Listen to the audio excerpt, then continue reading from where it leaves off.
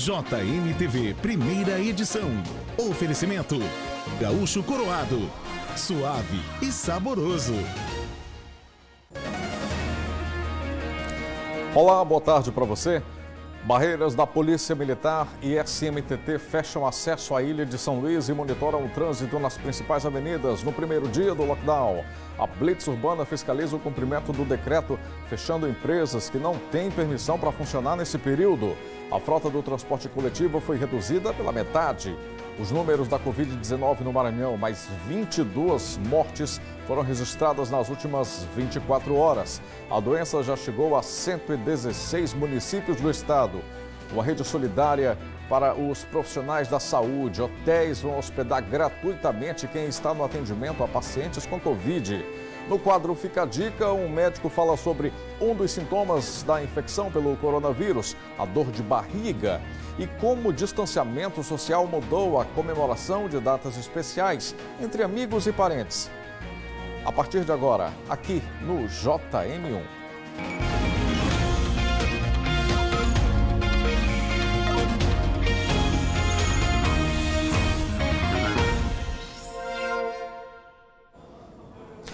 O controle da circulação de veículos na região metropolitana de São Luís começou hoje.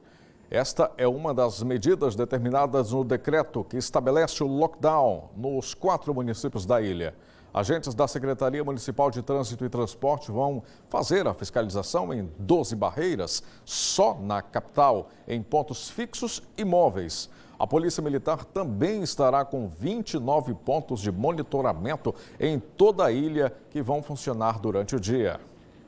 Jornadas de trabalho reduzidas, lojas fechadas e uma ordem: ficar em casa. Há mais de um mês, a vida dos maranhenses teve que mudar. E mais ainda a partir de hoje com o lockdown. O trânsito está reduzido. De manhã cedo, quem passava pela Avenida Marechal Castelo Branco em direção à Ponte do São Francisco deu de cara com uma barreira da polícia, com agentes da Secretaria Municipal de Trânsito e Transportes. Está sendo ótima, né? Melhora de todos, né? E para prevenir mais essa pandemia, para nós acabar logo com isso, né?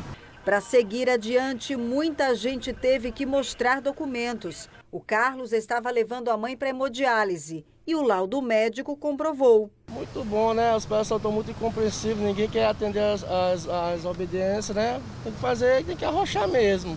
Só que nem todo mundo teve a mesma sorte. Esse documento não provou o vínculo do motorista com a empresa. Ele não conseguiu comprovar o vínculo com a empresa. Ele tem uma xerox de um CNPJ, porém não está comprovando o vínculo com a empresa, né? Ele não tem nenhum crachá que identifique ele como servidor da empresa. E por isso o motivo aí da retenção dele até que ele apresente a documentação correta, posteriormente é liberado. A fiscalização começa bem cedo, no início da manhã e vai até à noite. A ideia é diminuir a movimentação de pessoas na cidade. Nós iniciamos as operações às 5 da manhã, alguns pontos ficaram fixos 24 horas e outros serão móveis de acordo com o movimento durante o dia. O lockdown vai durar 10 dias, aqui em São Luís e em mais 3 municípios da região metropolitana. Durante esse tempo é limitada a circulação de pessoas. Só aqui na capital maranhense vão ter 12 barreiras de fiscalização. Na entrada da Avenida Litorânea, o batalhão de policiamento turístico da Polícia Militar aborda quem passa. Ninguém arriscou a burlar a lei. Com a orla fechada, os aparelhos de atividade física que antes ficavam cheios de gente, agora estão vazios. E o lugar sem nenhuma movimentação. Além daqui, 28 pontos da cidade vão ser monitorados. 35 policiais farão a fiscalização no turno da manhã e mais 35 à tarde. Zerar totalmente é uma coisa quase que impossível, né? Porque nós temos serviços essenciais, pessoas que têm que se deslocar, que o próprio decreto prevê esse deslocamento, tem um formulário próprio para preenchido que vai ser controlado pela Polícia Militar, essa autorização. Então a pessoa faz a autorização para vir trabalhar nos bares da litorânea como vigia noturno. Ele vai ter que acessar a área, ou prestar um serviço, ou transportar alimentação, né? O teleentrega também ele vai estar autorizado e a Polícia Militar vai estar permitindo que ele transite livremente para trabalhar nesses trabalhos ditos essenciais. Além disso, é proibida também a entrada e saída de veículos na ilha de São Luís por 10 dias, com exceção de caminhões, ambulâncias e veículos de atividades de segurança. Carros particulares só serão autorizados a andar nas avenidas para compras de alimentos ou medicamentos, para transporte de pessoas e atendimento de saúde. Bancos e lotéricas só vão funcionar apenas para o pagamento do auxílio emergencial, salários e benefícios e nada de lotação máxima nesses ambientes. E o uso de máscara continua sendo obrigatório.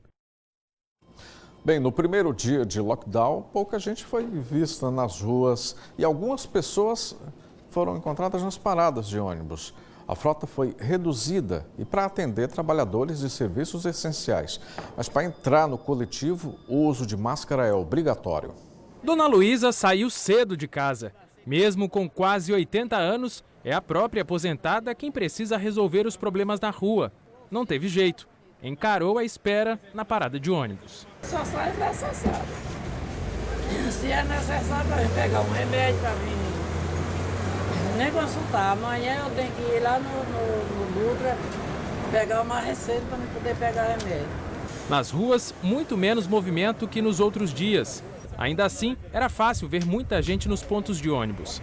Esse comerciário passou a noite no hospital com um irmão diabético. Pede a consciência das pessoas para evitar a circulação desnecessária nas ruas. E fique em casa porque o negócio sério. Entendeu? Fica em casa, que é a melhor solução. Todo mundo tem que fazer sua parte. Todo mundo tem sua parte. Eu estou fazendo a minha. Eu saí do hospital, vou para casa e vou ficar em casa. Durante o período do lockdown, o transporte coletivo vai operar com apenas metade da frota. Isso para garantir que trabalhadores de serviços considerados essenciais consigam ir ao trabalho. As linhas do Corujão vão ser recolhidas mais cedo. E para embarcar, só se o passageiro estiver utilizando a máscara. Além disso, fica proibido o transporte de passageiros em pé, limitando a lotação dos ônibus à quantidade de assentos disponíveis. Segundo o decreto, haverá controle de demarcações de embarque nos terminais de integração. Os cartões de gratuidade terão validade prorrogada e a higienização dos veículos continua obrigatória por parte das empresas. A situação eu acho boa. Por causa desse vírus aí no mundo todo, o lockdown, né? Vamos ver o que vai dar aí. Apesar dessa espera aí pelo ônibus, é importante, né? Muito importantíssimo. A saúde da gente e a nossa vida em primeiro lugar. Pedro mora em São José de Ribamar. A espera de mais de 1 hora no ponto de ônibus, na Avenida das Cajazeiras, teve que ser acompanhada de paciência e consciência. É ruim, mas tem que fazer o quê? A gente tem que esperar, né? Tem que ter paciência. Tem paciência.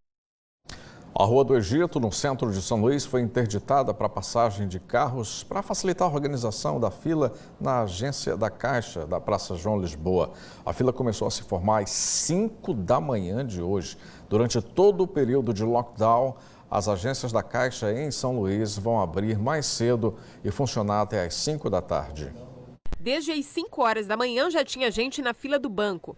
Na agência da Caixa Econômica Federal, na Praça João Lisboa, no centro de São Luís, a fila dava voltas. Parou o serviço, está tendo serviço agora, esse tempo. E já teria que pegar esse auxílio aqui agora. Com a alta demanda de pagamentos do auxílio emergencial nas agências da Caixa, é quase impossível não ter aglomerações. Hoje a Rua do Egito foi interditada para carros e ficou exclusiva para as filas. O Corpo de Bombeiros auxiliou na organização. No chão foram colocadas marcações, indicando a distância entre cada pessoa. A Superintendência da Caixa Econômica Federal orienta que os beneficiários baixem o aplicativo Caixa Tem, onde será gerado um código. Esse código deve ser apresentado na lotérica ou digitado no caixa eletrônico para que o beneficiário consiga receber o valor referente ao auxílio emergencial.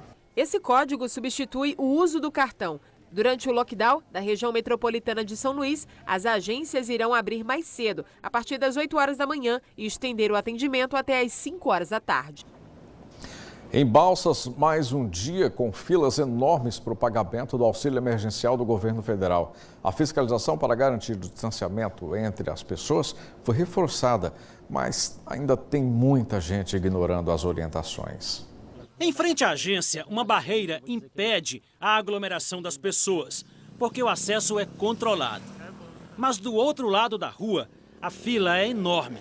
Nós estamos aqui na Avenida Raimundo Félix, no centro da cidade de Balsas, e a agência da Caixa Econômica Federal fica numa rua paralela do outro lado do cemitério central. Observe que a fila, que começou ontem à noite, dá quase uma volta inteira no quarteirão. Um funcionário da Caixa, protegido dos pés à cabeça, orienta as pessoas a manter a distância de pelo menos 1,5 metro e distribui um formulário que deve ser preenchido com antecedência para agilizar o atendimento. O pedreiro Ismael chegou pouco depois de 7 horas da manhã. É um dos últimos da fila. Sem trabalhar há quase 2 meses, aguarda o auxílio do governo federal para comprar alimentos e pagar outras despesas da família. Espero em Deus que receba logo. A fila está muito grande, né? Muito grande. Ainda bem que estão mantendo a distância, o pessoal está mais controlado, mas está demais. Parece que nem todo mundo respeita a distância, né? Uns respeitam, outros não. A operação para organizar a fila e evitar tumulto tem a participação da Guarda Municipal, do Departamento de Trânsito e da Polícia Militar. Mas apesar da fiscalização mais rigorosa, muita gente não respeita a distância que foi demarcada e ainda tem mãe que insiste em levar crianças de colo para a fila. A ordem da Prefeitura é endurecer com quem não respeita as regras. Se não cumprir o decreto do município, ele não é atendido. A orientação do prefeito e do nosso comandante, se a pessoa estiver na fila e não estiver com máscara, ele não vai ser atendido. Só que está com máscara. E por fim, na sua distância limite, que é de 1,5 metro mínimo. A agência da Caixa em Balsas está pagando, em média, 800 auxílios por dia. Isso sem contar os pagamentos que são feitos nas lotéricas e aquelas pessoas que conseguiram fazer todo o processo pela internet. Na região sul do estado, mais de 30 mil pessoas devem ser beneficiadas. Subiu para 29 o número de infectados pelo novo coronavírus em Caxias. Em Bacabal, que tem 41 casos da Covid-19, um agente funerário foi preso por estar com o corpo de uma pessoa que teria morrido da doença.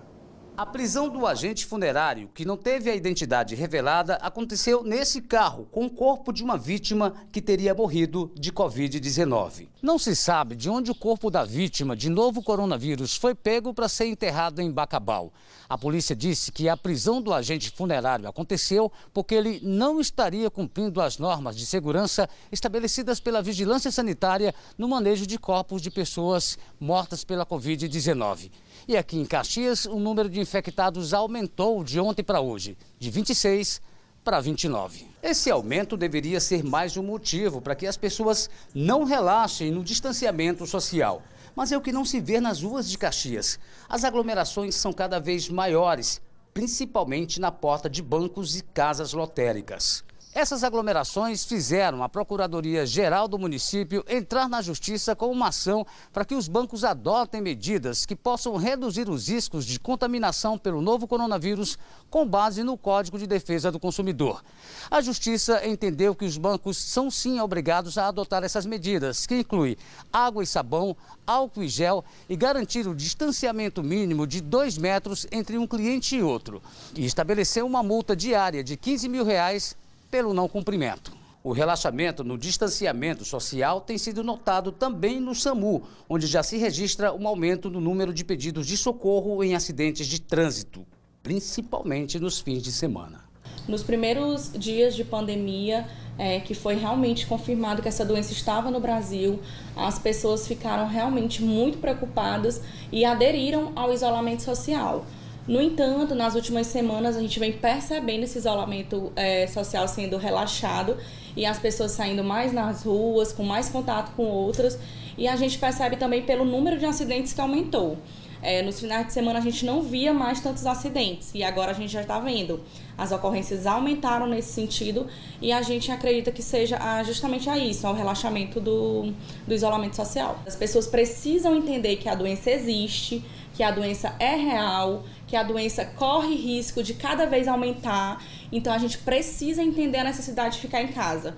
Então o meu apelo hoje é: pacientes, fiquem em casa, cuidem dos familiares de vocês. Se forem sair, somente em extrema necessidade e usem máscara. E Codó, registrou a primeira morte causada pelo novo coronavírus.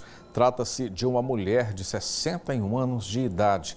A cidade tem 41 casos de contaminação confirmados. O número de casos confirmados da Covid-19 em Codó tem subido rapidamente. Só nos últimos 2 dias foram 20 novos casos. Hoje, terça-feira, o município amanheceu com 43 confirmados.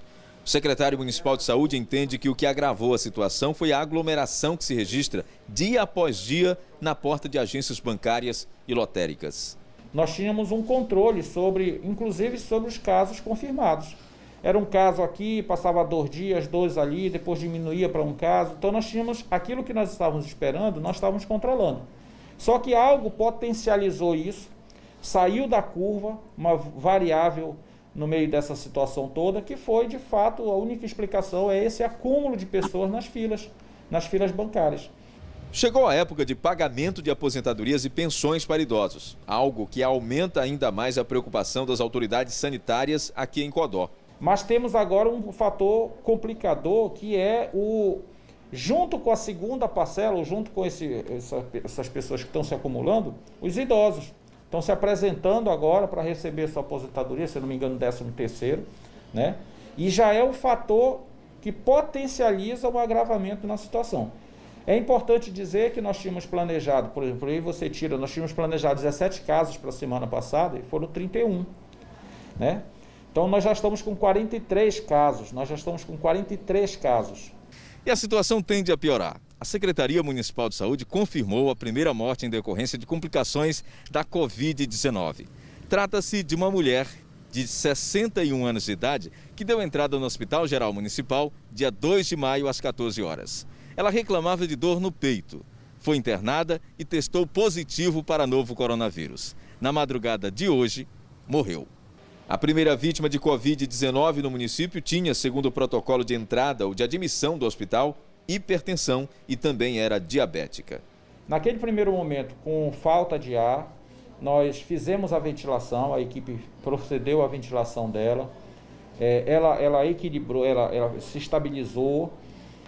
Durante o domingo ela passou sem a ventilação, até porque respirando normalmente, estável, e a previsão da alta dela poderia ocorrer hoje, só que na madrugada ela evoluiu para um infarto muito rápido e infelizmente ela veio a óbito.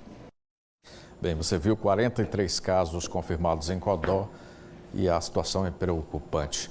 A seguir, os números atualizados da Covid-19 no Maranhão. 116 municípios já registram casos confirmados da doença. A gente volta já, agora 12h19.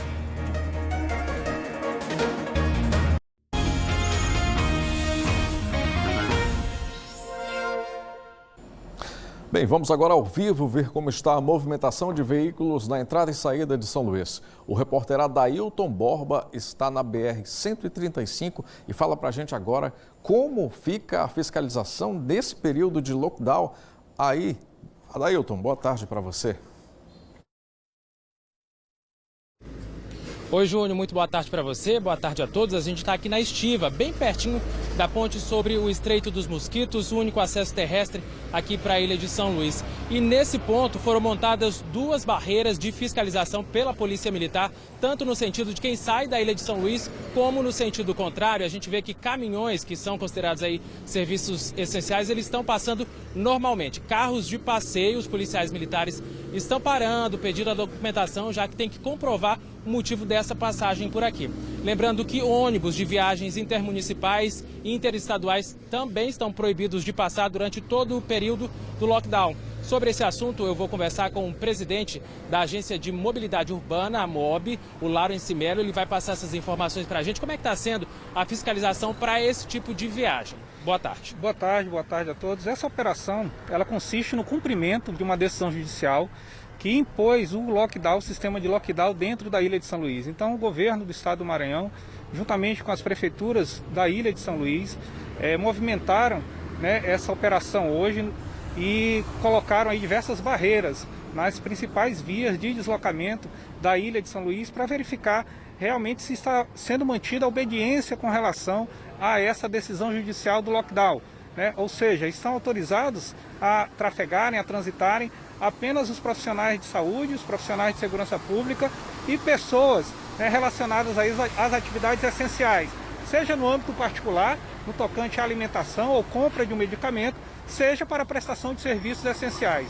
No tocante à MOB, nós estamos auxiliando, né, o conjunto de órgãos e secretarias responsáveis por essa operação. Nós temos a Secretaria de Segurança Pública, através da Polícia Militar, realizando essas operações. Temos a MOB, temos o DETRAN, temos a Casa Civil atuando junto aí a todos os órgãos do governo do estado.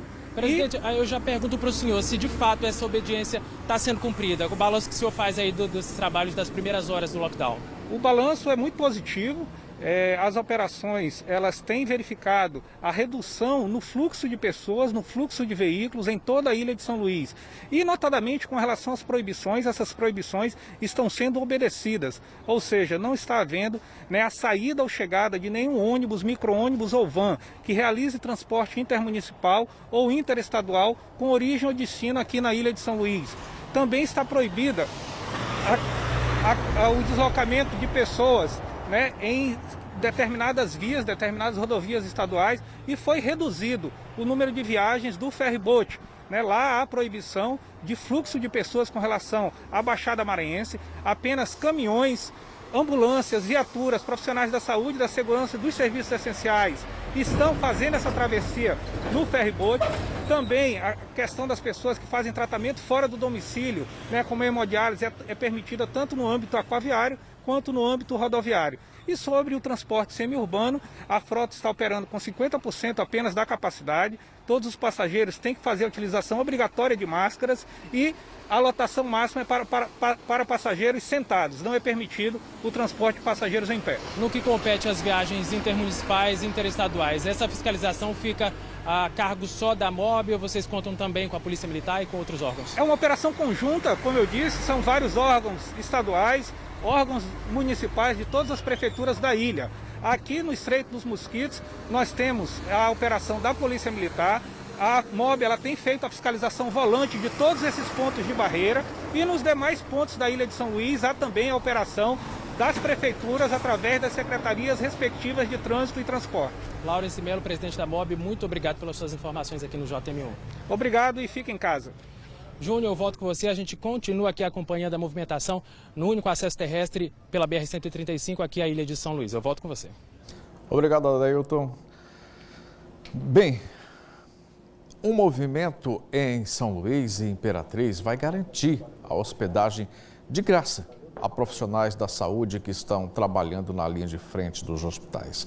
Na capital, uma ala de um hotel foi reservada para esses profissionais. O objetivo do movimento, Acolhendo Heróis, é que essas pessoas possam proteger seus familiares de uma possível contaminação pelo novo coronavírus. A pandemia afetou em cheio o turismo e a rede hoteleira viu despencar a taxa de ocupação. Mas em um hotel de São Luís, os hóspedes vão voltar em breve. Só que esses hóspedes vão se instalar para cumprir com mais segurança e tranquilidade a missão de salvar vidas, numa guerra contra um inimigo invisível. São os profissionais da saúde, que também precisam proteger a si mesmos e a família. Pensando na proteção deles, os deputados estaduais Otelino Neto, presidente da Assembleia Legislativa, e Neto Evangelista lançaram o movimento Acolhendo Heróis aqui em São Luís, iniciativa que já existe em Imperatriz. Resolvemos também trazer essa iniciativa para cá, como uma forma de estender as mãos a esses profissionais que estão na linha de frente, cuidando das pessoas que estão doentes por conta do coronavírus, acometidos pela Covid-19 e que estão com receio de voltar para casa e contaminar os seus auxiliares. Esse hotel na Ponta da Areia vai fazer parte do movimento. As hospedagens aqui para os profissionais da saúde estão sendo garantidas graças ao apoio da classe política. Médicos, enfermeiros, técnicos em enfermagem e outros não vão precisar pagar nada. Apenas mandar um e-mail que deve ser aprovado pela organização do movimento para autorizar a entrada no hotel. Uma ala de apartamentos já está reservada e os novos hóspedes vão receber inclusive café da manhã. Quem quiser fazer parte desse movimento, basta mandar um e-mail para o endereço movimentoacolhendoheróis@gmail.com. Você vai enviar dizendo que tem interesse em participar, em se hospedar no hotel. A equipe vai responder o e-mail, você vai preencher essa ficha e devolver para esse e-mail. Já temos a garantia da hospedagem de 40 profissionais da área da saúde. E vamos estar intensificando esse movimento para que esse número possa aumentar cada vez mais. Além dos parlamentares, empresas ou qualquer um que queira ser voluntário pode se engajar na causa. E se a procura por acomodação aumentar, existe a possibilidade do Acolhendo Heróis ser ampliado e fechar reservas em outros hotéis. Todos que queiram colaborar poderão ajudar nessa grande corrente para colaborar, ajudar aqueles que mais precisam. E no mesmo lugar já tem hóspede pronto para se juntar a essa missão. São 42 médicos convocados pelo governo do estado para reforçar esse exército pela vida durante a pandemia. E só reforçando, os interessados podem solicitar a autorização de ingresso no hotel pelo e-mail movimentoacolhendoheróis@gmail.com. Será enviado um formulário que deverá ser preenchido com informações pessoais, assim como local de trabalho, horário de plantão, telefone para contato. Obedecidos todos os critérios, a hospedagem será autorizada pelo prazo de 30 dias, podendo ser prorrogada. Mais de 4.000 pessoas já foram contaminadas pelo novo coronavírus no Maranhão. 116 municípios já registram casos positivos da doença. Mais detalhes agora com Elbio Carvalho. Elbio, boa tarde.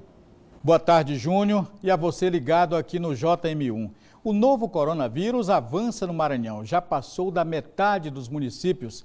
São 116 que já registram casos da doença, que já contribuiu para a morte de 271 pessoas no estado. No total, 4.530 pessoas contraíram a Covid-19. Aldeias Altas, Anapurus, Apicum-Açu, Bom Lugar, Buriti, Coroatá, Fortaleza dos Nogueiras, Igarapé do Meio, Itinga do Maranhão, João Lisboa, Penalva, Santa Helena, Santa Luzia do Paruá, Santa Quitéria do Maranhão, São João do Caru, São Vicente Ferre, Satubinha, Serrano do Maranhão, Sítio Novo e Tutóia foram os últimos municípios com registros da Covid-19. E vamos saber onde tem mais casos positivos da Covid-19. Imperatriz com 242 casos da doença. Santa Rita, 51, Chapadinha, 46, Pinheiro, 43, Bacabal, 42 casos, Caxias, 29, Santa Inês, 28, Açailândia, 27, Timon, 26 casos, Pedreiras, 23, Anajatuba, 20, Balsas e Codó, também 20 casos. Trizidela do Vale, 20 casos. Arari, 19. E Bacabeira, 15 casos. Os demais municípios do interior do estado com registros da Covid-19 têm de 1 a 14 casos positivos da doença, que tem castigado principalmente a capital maranhense. São Luís registra hoje 3.088 casos da doença. São José de Ribamar, 236, 6 casos a menos que Imperatriz, segunda na lista geral. Paço do Lumiar, 128 casos e Raposa, 14. E uma das explicações para esse número baixo de Covid-19 em Raposa é porque muitos pacientes de lá do município são atendidos ou na UPA do Araçagi ou em hospitais da Grande São Luís. E os números acabam contabilizados no município onde essas pessoas recebem atendimento. São Luís, São José de Ribamar, Passo do Lumiar. Do total de casos positivos, 4.530, 2.428 estão em isolamento domiciliar, 483 internados em enfermarias e 233 internados em UTIs. Os óbitos chegam a 271. Foram 22 mortes confirmadas pela Secretaria de Estado da Saúde somente nas últimas 24 horas. Daqui a pouco, a gente volta com outras informações sobre a Covid-19 aqui no Maranhão. Júnior. Devido ao número de casos da Covid-19, a Prefeitura de João Lisboa, na região tocantina, tomou medidas mais rigorosas para tentar conter o avanço do coronavírus. Ruas do centro da cidade foram fechadas para veículos e pedestres. Desde o fim de semana, a Prefeitura adotou medidas mais rígidas para combater a propagação do novo coronavírus na cidade. As principais ruas estão fechadas para a circulação de veículos e pessoas. Só serviços como casas lotéricas, supermercados, padarias e lojas de material de construção estão funcionando. A Vigilância Sanitária e a Polícia Militar estão fiscalizando o funcionamento dos estabelecimentos. No município, são 2 casos confirmados da doença e uma morte. Nós ainda temos alguma resistência, da população. Então nós temos muitos idosos que ainda estão saindo de casa, mas nós observamos que toda a população ela tem utilizado a máscara, Então nós estamos utilizando as redes sociais, rádio, carro de som na rua, falando sobre a importância do isolamento domiciliar e a importância da utilização da máscara e a higienização das mãos. E então a gente vê que com o passar dos dias a população está aderindo a esse processo. E na oportunidade eu gostaria de reforçar a importância do isolamento domiciliar. Acredito que realmente seja a forma mais eficiente de prevenção ao Covid. E nós todos de João Lisboa, nós contamos com a colaboração de toda essa população. Infelizmente, o coronavírus até pouco tempo era uma doença que estava presente só nas cidades grandes. Hoje está se alastrando pelas cidades pequenas. Então todos nós, prefeitos, as pessoas, temos que tomar todos os cuidados para evitar a contaminação e que aumente o número de casos na nossa cidade. O nosso município sempre manteve as restrições. Estamos aqui obedecendo também rigorosamente as orientações do governo do estado, dos órgãos de saúde, e estamos mantendo aqui o isolamento social. Esta área aqui próxima à prefeitura, que é uma área de grande aglomeração de pessoas, de carro, nós decidimos isolar, Estamos aqui mantendo todas as medidas restritivas, que evitem aglomerar pessoas. A nossa cidade, lamentavelmente, já tem 2 casos confirmados e dentre esses 2 casos já tem um óbito. Então o que nós queremos orientar aos moradores de João Lisboa? Que não saiam de casa, principalmente as pessoas acima de 60 anos e que tenham alguma doença crônica. Esses têm que permanecer em casa. E quem, em caso de extrema necessidade, precisa sair, que saia de máscara. É obrigatório o uso da máscara no município de João Lisboa. E em Santa Inês, onde o comércio e outros serviços não essenciais foram autorizados a reabrir há poucos dias, a Justiça determinou o fechamento novamente. O repórter Erisvaldo Santos tem os detalhes dessa decisão judicial. A decisão da Justiça atende a uma ação popular. A liminar concedida pela juíza Denise Cisneiro Milhomem suspende o novo decreto que permitiu a reabertura dos serviços não essenciais e restabelece o decreto que antes proibia o funcionamento desses estabelecimentos. Na decisão, a juíza Denise Cisneiro Milhomem relembra que o decreto municipal afronta os princípios constitucionais da legalidade e moralidade por não se firmar, aparentemente, em critérios técnicos científicos obtidos por meio de estudos e análises de dados clínicos, sociais e econômicos, que demonstrem a capacidade de atendimento dos pacientes nos hospitais municipais ou estaduais, tanto em razão da Covid-19 como em relação a outras doenças, de forma a preservar a saúde, poupar vidas e o equilíbrio financeiro desta área municipal, diante de uma pandemia. A juíza lembra ainda que os leitos que estão sendo preparados para atender os casos de Covid-19 ainda não foram concluídos. Hoje, Santa Inês tem perto de 30 casos confirmados. 3 estão internados e 5 pessoas já se recuperaram da doença. A multa prevista em caso de descumprimento da decisão judicial é de R$10 mil por dia. A Polícia Militar e a Polícia Civil devem ser comunicadas para fazer valer a decisão da Justiça. De Santa Inês, Erisvaldo Santos para o JM1. A assessoria de comunicação da Prefeitura de Santa Inês não atendeu ao nosso pedido de resposta sobre a posição do município com relação à decisão judicial.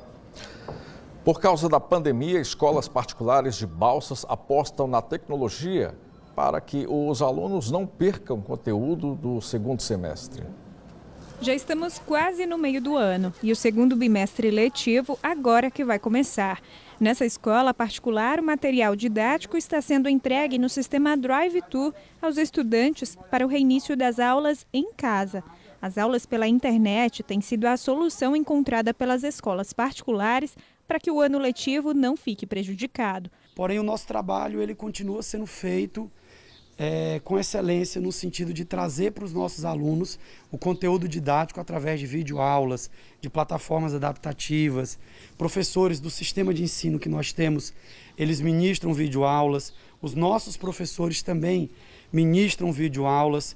Nós criamos canais do YouTube para que os alunos tenham acesso a conteúdos que são produzidos pelo nosso professor. Nós temos as nossas salas online pelo WhatsApp, onde o aluno interage com o professor, tirando dúvidas durante o dia inteiro. A entrega dos materiais está sendo feita da forma mais rápida, né, e eficiente possível, higienizando os materiais. Sistema Drive-Thru, o pai do aluno passa aqui ou o próprio aluno pega o material e ele está liberado para ir para casa. Nessa outra escola particular de Balsas, os professores gravaram videoaulas e dessa forma conseguiram concluir o primeiro bimestre. Depois das férias antecipadas, a escola decidiu adotar um novo sistema com uma sala de aula virtual. Ao vivo, no momento que o professor vai estar em sala, todos os alunos vão estar de casa assistindo a aula, tirando suas dúvidas, enviando as atividades. Então a gente acha que vai estar atendendo ainda mais a necessidade das crianças, dos alunos, para que não haja prejuízo pedagógico neste momento. Esse processo de ensino à distância tem sido um desafio para as escolas particulares, mas muitas já contavam com aulas de apoio através de plataformas digitais. Apesar disso, muitas adaptações ainda estão sendo necessárias. O difícil é definir como vai ficar o ensino nas escolas públicas, já que elas não dispõem das mesmas ferramentas para o ensino à distância. As escolas públicas, municipais e estaduais deveriam retornar às aulas no próximo dia 12, mas o governador decidiu prorrogar o decreto estadual até o dia 1º de junho. A Prefeitura de Balsas também deve adotar essa mesma medida para as escolas da rede municipal, o que significa que são mais 20 dias sem aula e vai tornar ainda mais difícil a conclusão do ano letivo em 2020. Com essas mudanças no período escolar, as férias de julho, feriados, sábados e até o mês de dezembro já estão comprometidos com aulas, caso haja um retorno das atividades em junho.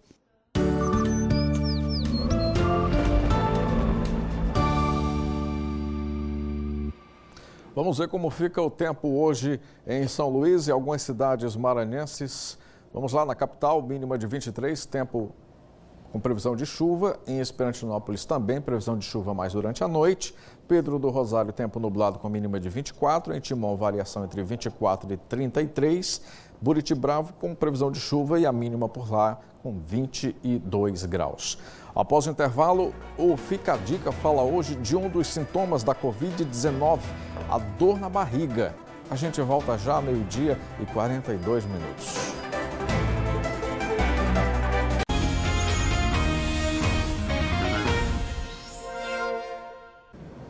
Na Avenida Litorânea e na área da Lagoa da Jansen, a Polícia Militar montou barreiras para monitorar o trânsito. Em alguns trechos, as vias estão bloqueadas. Sobre isso, a gente vai conversar agora com o repórter Alex Barbosa. Alex, boa tarde para você. Como está sendo o trânsito nesses locais? Oi, Júnior, boa tarde para você, boa tarde para todos. Bem, estou aqui na entrada da Avenida Litorânea, aqui bem perto da Praça dos Pescadores, e dá para ver que o movimento por aqui é zero, né? Movimento mesmo só de policiais que estão aqui para fazer o bloqueio de quem tenta entrar na Avenida Litorânea, mas tem que justificar, apresentar uma justificativa plausível de por que está querendo entrar na Avenida Litorânea. Lembrando que a determinação da Justiça prevê que só podem circular nas ruas veículos em que os proprietários precisem utilizar serviços considerados extremamente essenciais. Para isso, o governo do estado enviou um documento para as empresas para que sejam preenchidos com os nomes dos funcionários, para que eles possam apresentar para os policiais e vai servir como uma justificativa, motivo pelo qual a pessoa decidiu sair de casa. Há um outro ponto de bloqueio aqui na Avenida dos Holandeses, ao todo são 30 pontos de bloqueio na Ilha de São Luís. Eu estou aqui com o Coronel Honório, que vai conversar para a gente, que é o comandante aqui dessa região, e vai conversar com a gente, né, Coronel, como é que está sendo esse trabalho. Eu percebi aqui que, por enquanto, tem sido um trabalho também educativo, informando as pessoas que se elas não têm motivação para sair de casa, não tem motivo justificado para sair de casa, tem que voltar, né? É verdade, a Polícia Militar, atendendo a uma determinação judicial, foi editado o decreto estadual, nosso governador e o sistema de segurança, através do nosso secretário Jefferson, nosso comandante-geral. As forças de segurança estão nas ruas para que a população tenha um controle desse deslocamento e que só saia de casa realmente quem necessite nesse momento que nós vivemos de pandemia. A gente está vendo ali, por exemplo, um policial parou o veículo, está pedindo provavelmente o documento ali. Como é que está sendo essa abordagem? O que está sendo feito nesse momento ali? Está descobrindo quem é a pessoa, para onde vai e fazer o quê. E se está justificado através do documento próprio, que no próprio decreto tem a declaração de deslocamento, então você preencheu a declaração, assinou, então vai estar autorizado o seu deslocamento. Na ausência desse documento, hoje está sendo orientada a pessoa a retornar para casa. No segundo momento, nós iremos tomar as medidas punitivas, fazer o flagrante, caminhar para a Polícia Judiciária, para que seja lavado ou descer ao auto de prisão em flagrante, dependendo do caso. Como é que está sendo a fiscalização nos ônibus? Os ônibus nós estamos fazendo por amostragem, da mesma forma, cobrando para onde a pessoa vai e o que ela vai fazer. E se está autorizada para isso, sendo que tem que estar todo mundo sentado e todo mundo usando máscara. Ninguém pode deslocar para lugar nenhum sem usar sua máscara. Tá, há uma dúvida também com relação às pessoas. Pelo que eu li no decreto do governo do estado e também na ordem judicial, não há nenhuma proibição de as pessoas saírem de casa a pé, desde que não provoque aglomerações, né? Mas há uma recomendação que a Polícia Militar está dando para as pessoas para voltarem para casa, né? Se não tem nada para fazer na rua que justifique, é isso? Não faz sentido você estar proibindo o fluxo de veículos e veículos com pessoas, lógico, e permitir que as pessoas desloquem a pé. Então nós estamos orientando para que o cidadão contribua com a sua segurança e permaneça em casa, cuide da sua vida, cuide da sua família, cuide da sua saúde e permaneça em casa. Só saia se for estritamente necessário. A Avenida Litorânea aqui é um exemplo de uma avenida muito movimentada aqui em São Luís. A gente vê que em todas as entradas tem cones, né? É uma avenida em que, a princípio, não tem por que as pessoas estarem aqui, já que não oferece nenhum serviço essencial, é isso? Exceto a questão do iFood, né? A questão de vendas por delivery, que tem os restaurantes na avenida, qualquer outra atividade não é essencial nesse momento. Então a avenida está praticamente deserta. Na avenida nós não temos fluxo de pessoas. Nesse momento, eu acho que a população tem entendido a mensagem dos órgãos de segurança pública para permanecer em casa.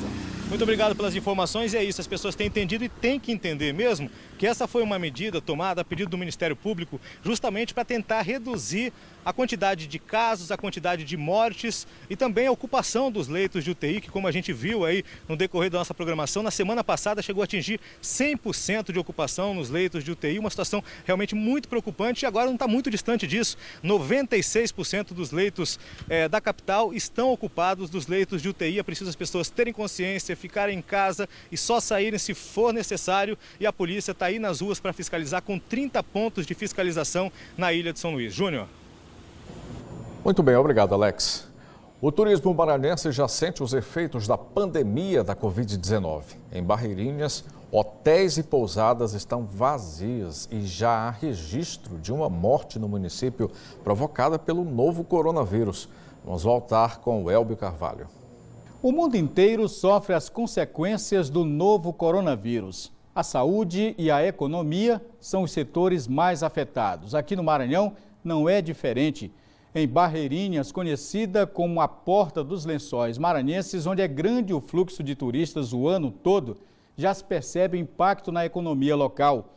E é para lá que a gente vai agora conversar com o prefeito Albérico Filho. Boa tarde, prefeito. Como está o clima aí em Barreirinhas com essa pandemia toda que afronta todos nós? Boa tarde, quero dar aqui um abraço a todos e dizer que nós estamos nos preparando desde os inícios de tudo que está acontecendo hoje, que nós já tínhamos tomado conhecimento. Para que vocês tenham ideia, desde o dia 29 de fevereiro, que nós elaboramos o plano de contingência do município para que nós não fôssemos, em momento algum, surpreendidos com a chegada dessa coisa tão indesejada que é o Covid-19. Ao mesmo tempo, veja bem, já no dia 17 de março, nós conseguimos fazer uma reunião com todos os setores envolvidos, no caso o Estado através do Hospital Geral de Barreirinhas, consequentemente com a Secretaria de Saúde nossa, para que nós traçássemos em conjunto atividades das quais a responsabilidade da Prefeitura seria, logicamente, dentro das nossas unidades básicas de saúde e o Estado, logicamente, dentro do hospital. Isso nós fizemos desde o dia 17 de março passado.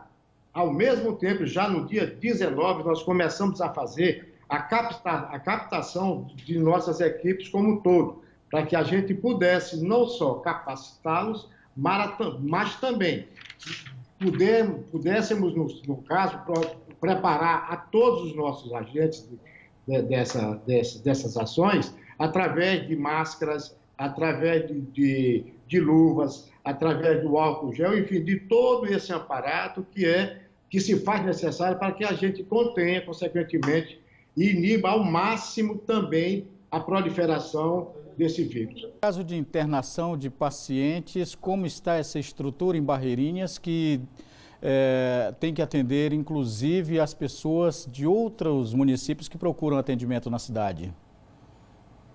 Aí é um grande desafio que realmente a coisa é complicada.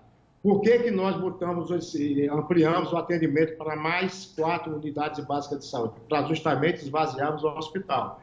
Quanto às internações, a gente encaminha de acordo com a situação de cada paciente. Essa aqui é a grande verdade. Sim. Mas aí sim toma conta, logicamente, após esse primeiro atendimento, no caso, o Hospital Geral de Barreirinhas. É como você está dizendo, é um desafio muito grande, porque é um hospital regional, onde só existem 6 leitos, vejam bem, só existem 6 leitos em UCI, dos quais só 3 têm, no caso, o respirador, para atender a nossa população, que gira em torno de 60 a 65 mil pessoas, com população fixada, e mais os municípios que estão ao nosso redor. Então, o nosso desafio é muito grande. É por isso que nós temos que estar muito irmanados, cada um muito consciente das suas responsabilidades, para que a gente faça com que a coisa aqui seja o menor possível, para que a gente possa dar as condições. E a Prefeitura, de mãos dadas com o Governo do Estado, através do hospital, nós estamos juntos para combatermos esse desafio tão grande para a nossa humanidade. Prefeito Albérico Filho, já são 7 casos confirmados da Covid-19 aí no município de Barreirinhas. E quanto ao turismo, é grande o impacto na economia? Olha, eu diria a você que, na verdade, não são 7. Na verdade, hoje são 8, com uma morte que está já em dúvida, faltando só a confirmação no caso do laboratório de São Luís. Mas aqui a situação para nós é muito, muito desafiadora, até porque gira em torno a nossa economia, através da atividade do turismo, em torno de 70% da nossa economia. Então é muito forte o impacto. Para que vocês tenham uma ideia do nosso desafio. 98% de todas as reservas que haviam em hotéis, em pousadas, enfim, no geral, foram canceladas, girando entre 97% a 98% já até o mês de junho. O impacto disso é muito forte, mas muito forte mesmo. Mas nós tínhamos já a plena consciência de que isso ia acontecer. Para nós não é muito atípico essa fase, porque nós estamos numa fase de baixa temporada.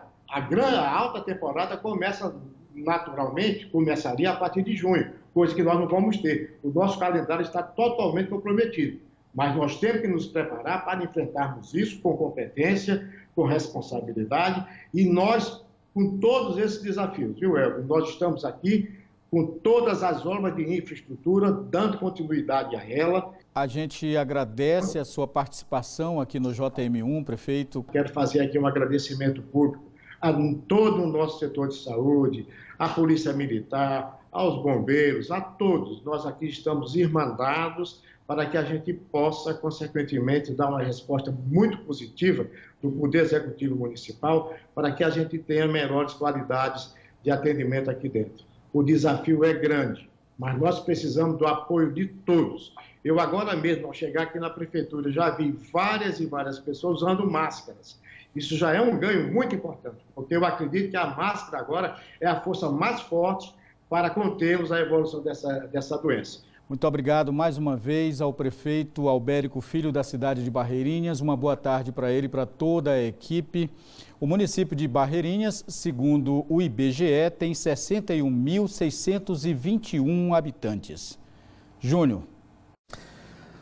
O governador Flávio Dino falou há pouco sobre a expectativa com o período de lockdown nos 4 municípios da ilha.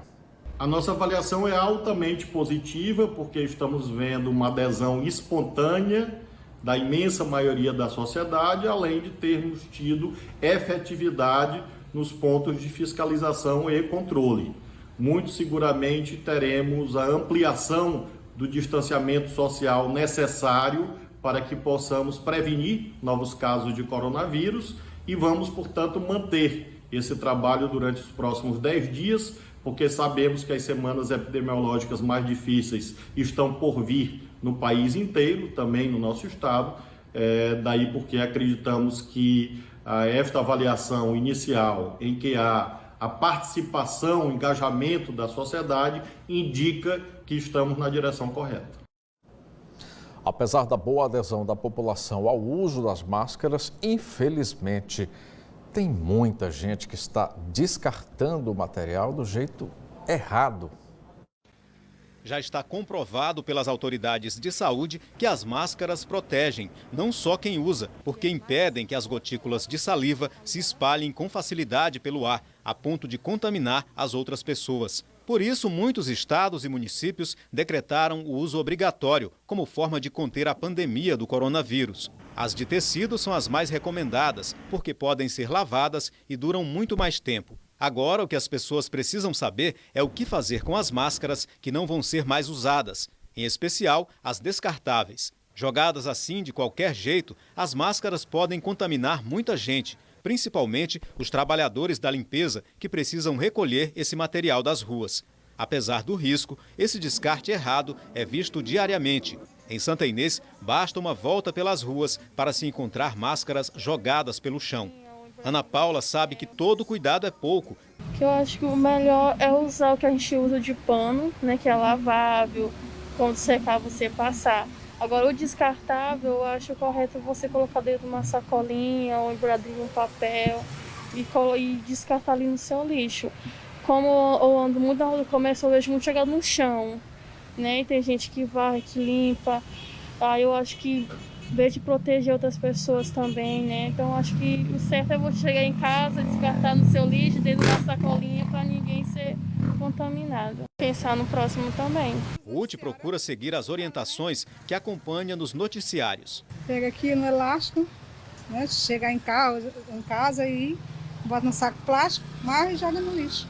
E que eu vejo direto, né, nos noticiários ensinando, né? Já deu para aprender. A Secretaria de Saúde reforça as orientações à população sobre como proceder com as máscaras que não servem mais. Toda vez que você for retirar essa máscara, você já tem que ter um saquinho plástico para que você possa colocar essa máscara dentro do saquinho plástico e possa amarrar essa boca do saquinho para desprezar no lixo comum. Mas, por favor, não coloquem as máscaras no meio da rua, praças, porque ao invés de você estar diminuindo a proliferação de contaminantes, você vai estar propagando, porque qualquer pessoa que pegar essa máscara, manusear, pode se contaminar. Febre, tosse seca são os sinais de alerta para a Covid-19, mas outros sintomas também estão associados à doença e muita gente não se atenta para eles. Alterações gastrointestinais, como a diarreia e dores leves ou intensas no abdômen, além de náusea e vômito, também aparecem em muitos pacientes que contraem a doença. Esse é o assunto de hoje no nosso quadro Fica a Dica.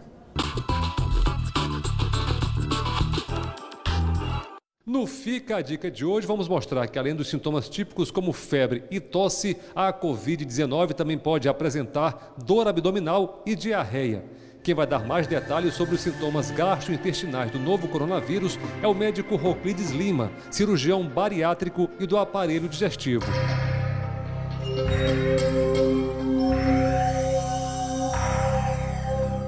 Essas manifestações gastrointestinais, elas estão presentes em torno de 50% dos pacientes que têm Covid positivo.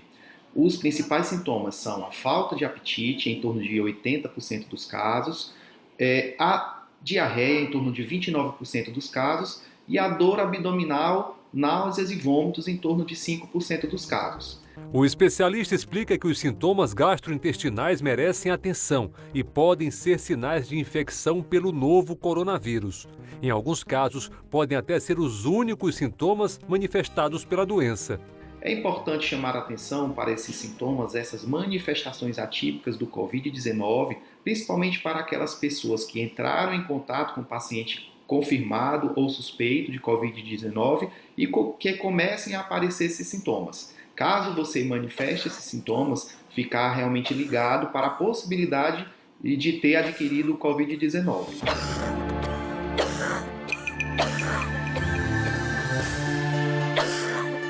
Em caso de diarreia, náusea, vômito e dor abdominal, a primeira recomendação é aumentar a hidratação e diminuir o consumo de alimentos mais pesados.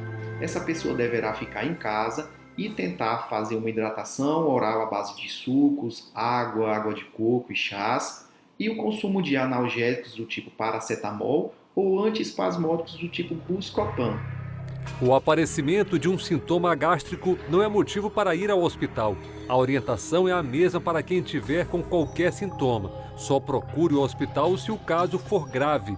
Caso não haja melhora, aí sim ele deverá procurar uma unidade de saúde para ser melhor avaliado. O médico esclarece também que as pessoas que fizeram cirurgia de redução de estômago, a cirurgia bariátrica, não estão no grupo de risco. Quando esses pacientes eram obesos, sim, existia um risco aumentado. Porém, quando eles perderam esse peso e voltaram a próximo do peso normal, existe uma chance semelhante à população geral. Nós recomendamos que eles continuem tomando as suas vitaminas, mantenham o consumo de alimentos saudáveis, a sua atividade física em casa e consumam bastante líquidos nesse período. Quem fez cirurgias abdominais precisa prestar atenção aos sintomas relacionados à Covid-19, mas que podem ser provocados por outras doenças do aparelho digestivo. Esses pacientes eles devem prestar atenção nesses sintomas gastrointestinais e, em caso de dor abdominal intensa, dor abdominal forte, eles têm que procurar um serviço de emergência. Afinal, outras doenças elas devem ser descartadas. Claro que o paciente, nós estamos enfrentando uma pandemia de Covid, mas as outras doenças também elas não esperam. Apendicite aguda, a própria inflamação do intestino, as hérnias encarceradas. Então, são doenças comuns que não vão esperar a pandemia passar para se manifestar. Os sintomas mais comuns da Covid-19 são tosse seca, congestão nasal, coriza, dificuldade para respirar, febre alta, dores no corpo e alteração no olfato e no paladar. Já os menos comuns são diarreia, dores leves ou intensas no abdômen, náusea e vômito. Os sintomas podem ser diferentes, uns mais intensos, outros menos, mas os cuidados com a prevenção devem ser os mesmos. A doença se espalha por meio do contato, então é preciso estar atento aos hábitos de higiene, ao distanciamento social e sempre manter as mãos limpas.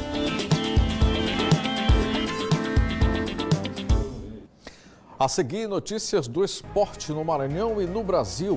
E como o distanciamento social mudou as comemorações de datas especiais para família e amigos. 1h04.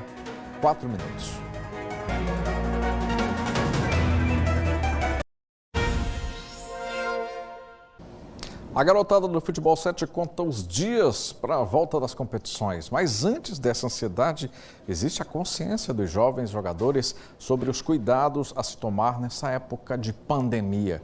A Federação Maranhense da modalidade organizou uma Copa com participação pela internet.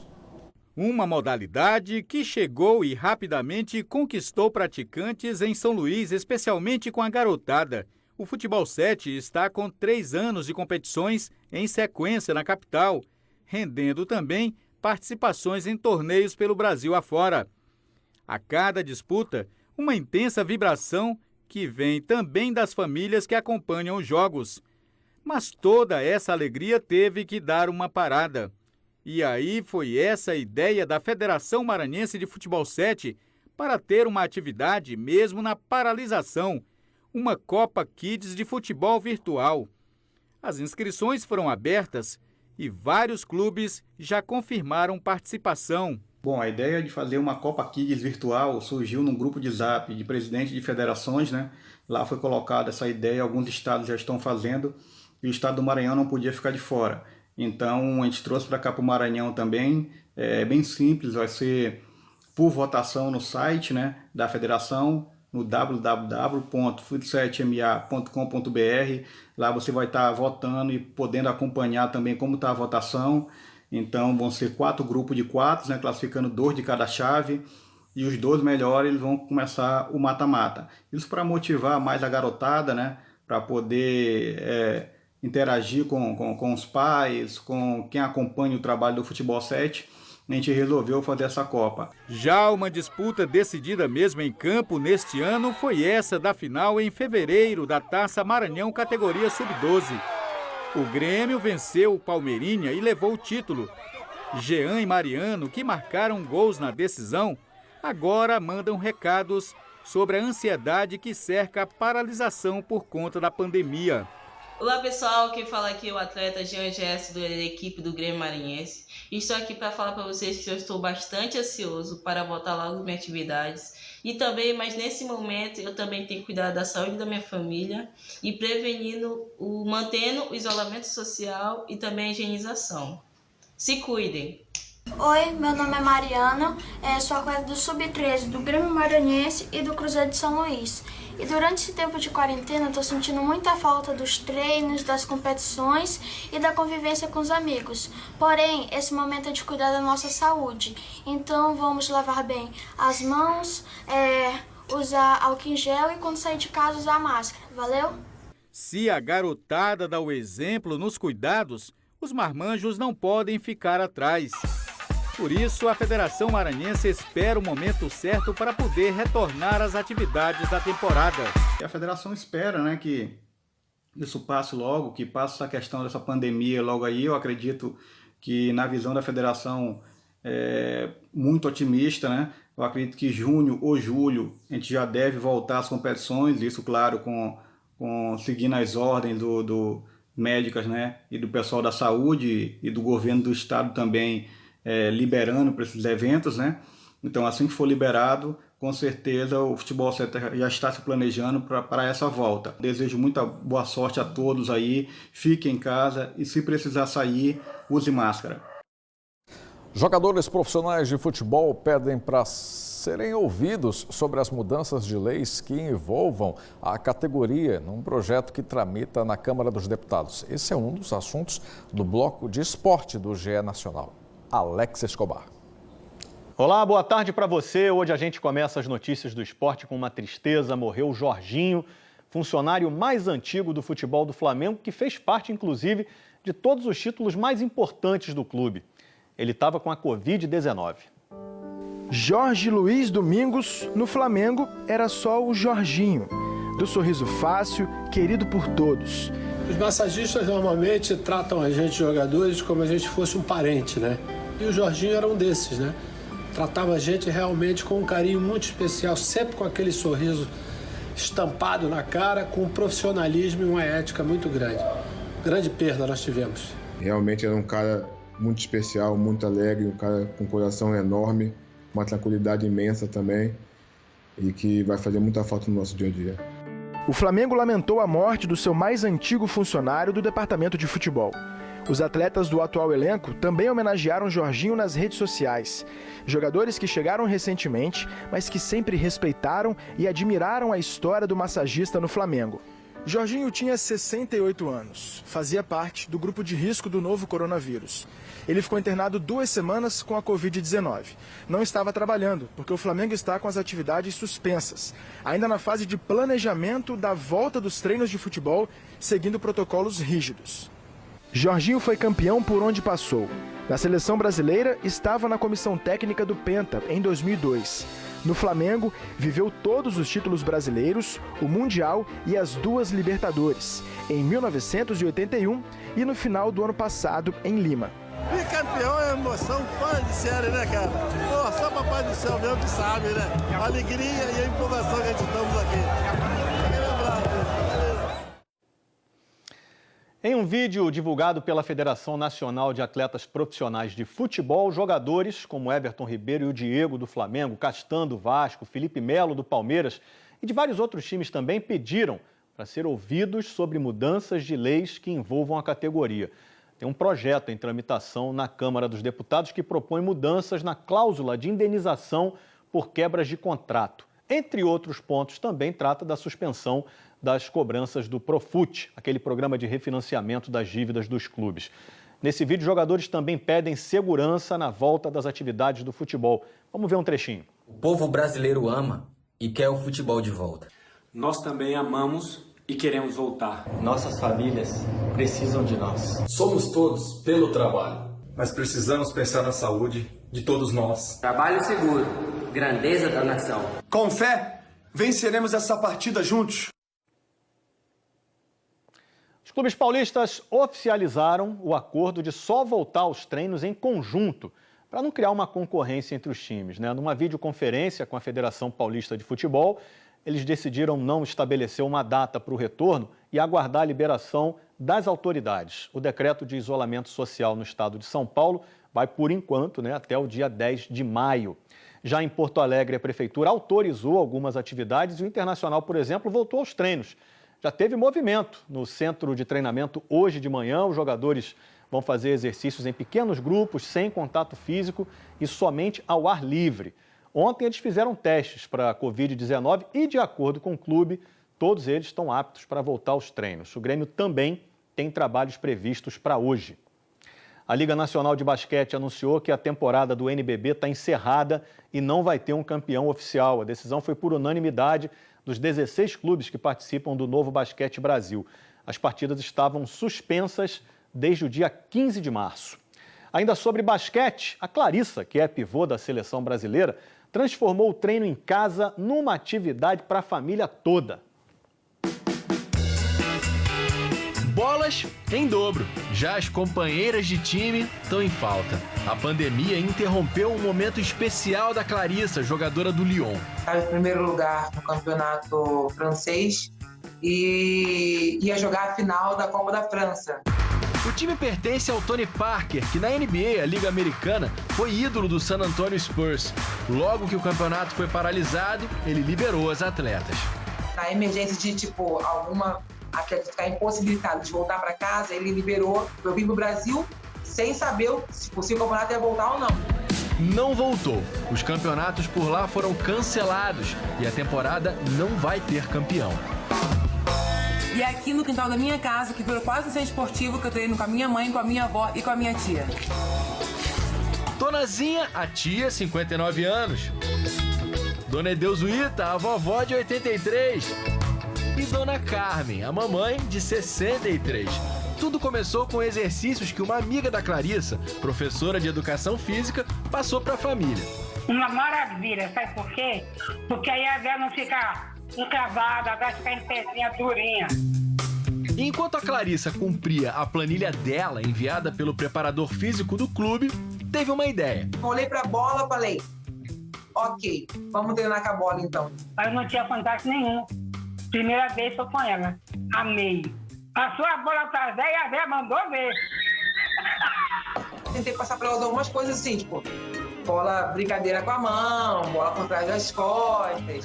E devagar, elas vão ganhando intimidade com a bola. Dona Carmen percebeu rápido como é difícil o trabalho da filha. A pivô defendeu a seleção brasileira nas 2 últimas Olimpíadas. Então, quando manda passar a bola por trás, isso aí é Rebeca. Eu só vendo que é difícil ela fazer. Eu admiro muito o trabalho que ela faz. Fico orgulhosa por isso. 3 vezes por semana, por cerca de 1 hora, as 3 viram jogadoras de basquete no quintal em Campo Grande, na Zona Oeste. Eu tô gostando muito, não tá me deixando estressada. Eu tô amando o que ela está fazendo. E a Clarissa tem todo o cuidado com elas. Para não se machucarem, só fazem exercícios de baixo impacto. Verifica a pressão para ver se tá tudo certinho, se tiver tudo certinho, aí vai. No dia minha avó ficou metade. Ela tava com a pressão um pouquinho mais alta, ficou assistindo a aula sentadinha. Então, todo esse cuidado. Só tá faltando agora uma coisinha. Eu falei pra ela, só tem que agora fazer exercício pra amarrar a boca. Porque aí gasta tudo, aí de tarde a boca tá como? Nervosa. Aí dando a comer. E entre uma refeição e outra, vão saboreando o basquete juntas. Um novo ciclo, assim, aprendendo coisas novas, né? Então a gente troca bastante e então eu faço bem para elas, fazem bem para mim. Tipo, uma dá uma energia para outra, tá sendo bem legal. Legal é a sua família, Clarissa. Que legal, vendendo carisma. Volta amanhã. Tchau, tchau. O distanciamento social impede que as comemorações sejam feitas da forma tradicional, com todo mundo festejando reunido. Mas um aliado tem servido para aproximar cada vez mais as famílias nesses tempos difíceis: a tecnologia. Outras pessoas usam mesmo a criatividade para homenagear os mesmos e estar presentes em momentos marcantes das vidas dos amigos e dos parentes. Tava tudo planejado para o chá de bebê da Nina, que tá guardadinha no barrigão dessa mamãe quando a pandemia bagunçou os planos da família. A tristeza de Jamile estimulou um dos atos mais carinhosos que ela poderia receber nesse período tão especial da vida dela. A Denise planejou, mesmo distante, uma mini comemoração super inusitada que a melhor amiga nem desconfiava que teria. É uma das melhores amigas, a gente tá sempre junto e eu falo com ela diariamente. E eu sei o quanto ela queria esse chá de bebê, porque por várias vezes ela quis desistir. Eu falei, não, amiga, vamos fazer, nem que seja uma coisa pequena e tal. E aí eu resolvi fazer um chá de bebê surpresa pra ela. A surpresa foi deixada na porta e arrancou lágrimas de Jamile. Surpresa!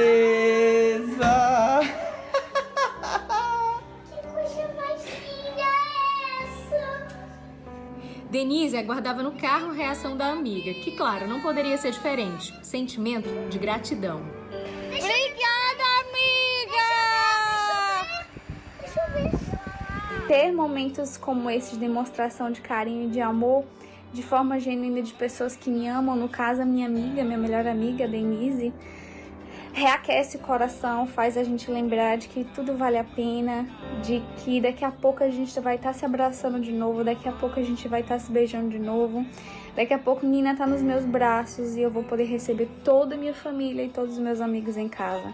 A festinha de 4 anos da Átila foi diferente do que ela imaginou, mas não menos alegre por isso. Presença dos pais. O que faz? Nem menos poderes materiais. Mesmo sendo só nós 3, os familiares através de videoconferência e as amiguinhas dela representadas pelas bonecas. As bonecas representaram cada amiguinha que a Átila queria por perto. E a família, é claro, deu um jeitinho de acompanhar a comemoração graças à tecnologia. Olá, família! Aqui é com muito amor e carinho, tá? O aniversário da Ayla Sofia. Estamos aqui, ó. Nessa data querida, muitas felicidades, muitos anos de vida. Fizemos um aniversário diferente, onde foi comemorado sem amigos, parentes, vizinhos.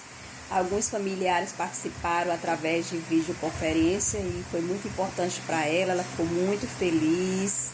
Aí teve presente também as bonequinhas delas que estiveram conosco. Eles comemoraram também a vida do pai da Sofia. Não era aniversário dele não, longe disso. Ele tinha acabado de se ver livre do coronavírus. Eu contraí o coronavírus, foram sintomas leves, com uma semana mais ou menos, já não sentia mais nada. Fui curado para a honra e glória do Senhor Jesus Cristo. Fui liberado 2 dias antes do aniversário da minha filha. Aí resolvemos comemorar. É claro que a tecnologia tem nos ajudado bastante nesse período de pandemia. Não substitui um abraço ou um beijo, mas nos ajuda a conectar diante de tamanha distância. Agora, e quando uma invenção milenar da ciência é capaz de unir corações? Foi a ideia que um vovozão teve no dia do aniversário da netinha.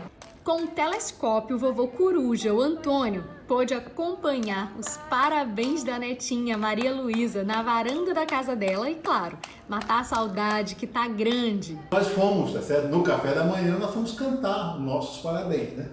E uma forma foi nós montarmos, né, todo o artefato lá, né, chamarmos Maria Luísa até a sacada do seu apartamento e aí nós cantamos, né, os nossos parabéns. Coisas, tá certo? Que nos deu bastante felicidade, né, numa época, né, de pandemia. Não poderia ser diferente. A Maria Luísa, claro, ficou encantada com a criatividade e tamanha demonstração de amor desse vovozão. Eu tô muito feliz com a homenagem que minha avó e meu avô fizeram. Eles tomaram café da manhã comigo, eles viram no binóculo e disseram que eles mandaram pra revista. Eu tô muito feliz, beijo e tchau. Mas é bonitinha, né? Recomendações feitas, muita atenção para você que está em casa, permaneça, use álcool em gel, lave as mãos, faça a higienização correta. Se tiver que sair, serviço essencial, máscara, hein? Portanto, siga todas as medidas que juntos vamos sim vencer essa guerra. Esta edição de hoje termina aqui. As reportagens exibidas você pode rever já no G1 Maranhão ou no Globoplay. Outras notícias do estado no JM2. Uma excelente tarde para você. Até amanhã e não esqueça, fique em casa. A TV Mirante quer ouvir você. Mande suas sugestões, elogios ou críticas. Acesse cat.grupomirantema.com e dê sua opinião.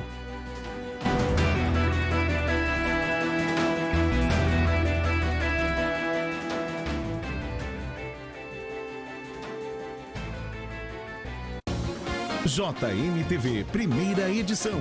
Oferecimento: Gaúcho Coroado, suave e saboroso.